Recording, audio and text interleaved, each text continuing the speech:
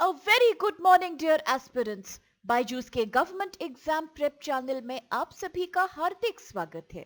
दोस्तों, आज के इस लेक्चर में हम चर्चा करेंगे this day in history segment की, जहां हम आपके लिए लेके आते हैं इतिहास से जुड़े कुछ ऐसे खास फैक्ट्स और घटनाओं को जो आपकी इन सभी आगामी गवर्नमेंट परीक्षाओं के दृष्टिकोण से बेहद इंपॉर्टेंट है।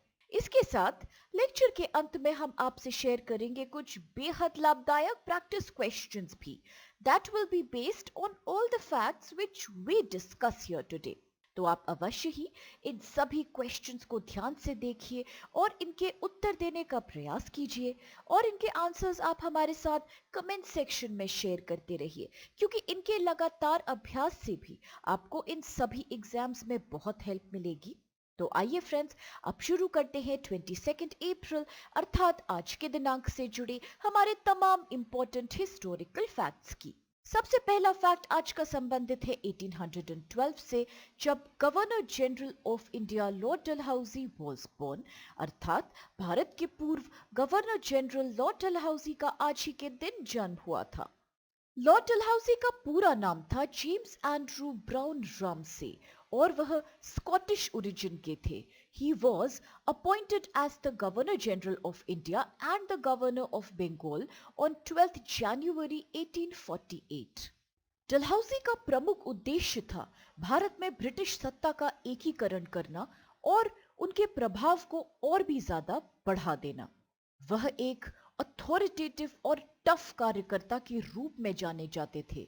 He was responsible for introducing a variety of modern reforms, जैसे कि railways, telegraph and postal networks and public works in India, और the Ganga Canal was also completed during his tenure itself. कई respects में डलहौजी को इसी कारण आधुनिक भारत के निर्माता के रूप में भी याद किया जाता है। लॉर्ड डलहौजी ने भारत में कई एंग्लो वर्नाक्युलर स्कूल्स भी शुरू किए थे। उन्होंने कन्या भ्रूण हत्या की प्रथा पर रोक लगाने जैसे सामाजिक सुधार भी किए। उनका दृढ़ विश्वास था कि पश्चिमी प्रशासनिक सुधार आवश्यक और भारतीय प्रणालियों से कहीं बेहतर हैं। He also reformed the military. In fact, उन्होंने प्रोहिबिट किया था the practice of branding criminals and he also expanded the legislative council of India. उन्होंने सिविल सर्विसेज में भी रिफॉर्म्स इंट्रोड्यूस किए bye starting a system of open competition for recruitment. Lord Dalhousie also attempted to change the land revenue system. In the process, many landlords had portions of their estates taken away और कई landlords deprive हुए of their entire land holding.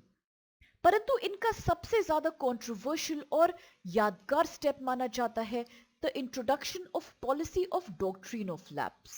Doctrine of lapse सिद्धांत कई मायनों में revolt of 1857 के लिए directly जिम्मेदार माना गया है।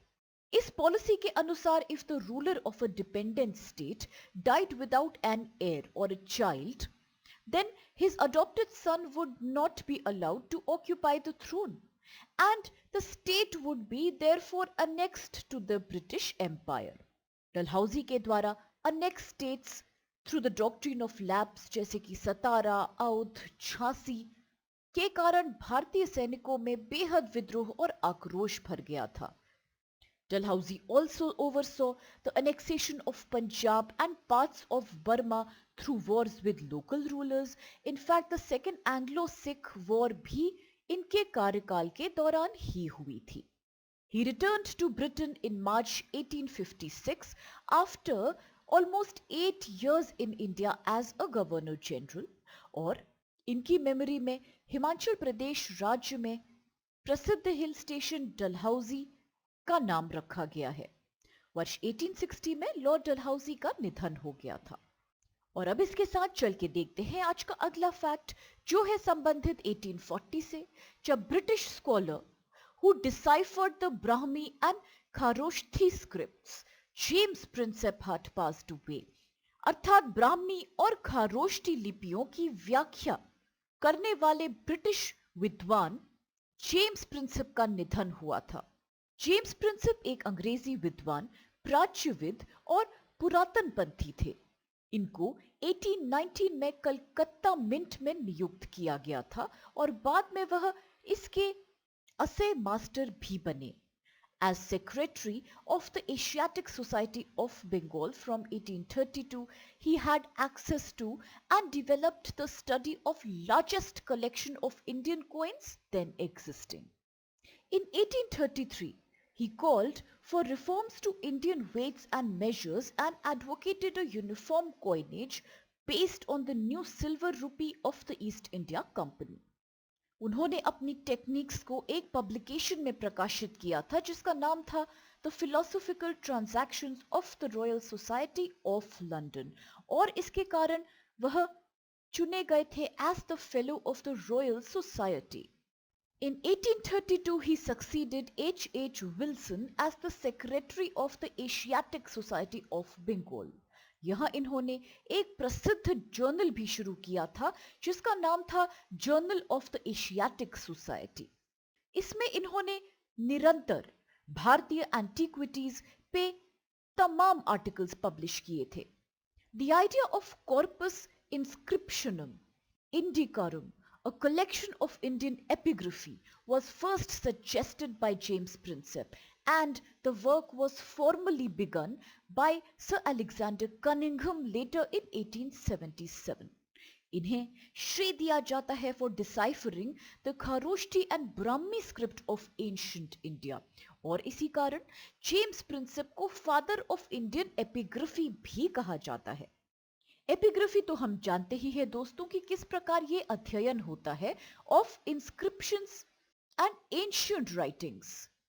और अब इसके साथ चल के देखते हैं आज का अगला फैक्ट जो कि संबंधित है 1901 से, जब doyen of modernism in Indian art BC Sanyal was born, अर्थात आधुनिकतावाद के वरिष्ठ कलाकार बीसी सन्याल का जन्म आज ही के दिन हुआ था। भावेश चंद्र सन्याल, जिन्हें लोकप्रिय रूप से बीसी सन्याल बुलाया जाता है, एक लीडिंग फिगर ऑफ मॉडर्निज्म थे इन इंडियन आर्ट। एक भारतीय चित्रकार और मूर्तिकार। इनका संबंध वेस्ट बंगाल राज्य से था। वर्ष 1937 में इन्होंने लाहौर कॉलेज ऑफ आर्ट की स्थापना करी थी। इनके द्वारा करी गई चित्रकारी का एक बहुत ही गहरा इन्फ्लुएंस है on the contemporary art in north India. इनकी अधिकतर रचनाएं ह्यूमन स्ट्रगल्स की थीम पर आधारित होती हैं, विच डीपली फोकस ऑन इकोनॉमिक डेप्रिविएशन। इन्होंने अपने जीवन काल में न कि बस इंडियन सबकॉन्टिनेंट का 1947 में विभाजन देखा, बल्कि 1905 और 1971 की घटनाओं को भी करीब से देखने का इनकी आर्ट पे एक गहरा प्रभाव था। A number of his works are now a part of the collection of the National Gallery of Modern Art in New Delhi.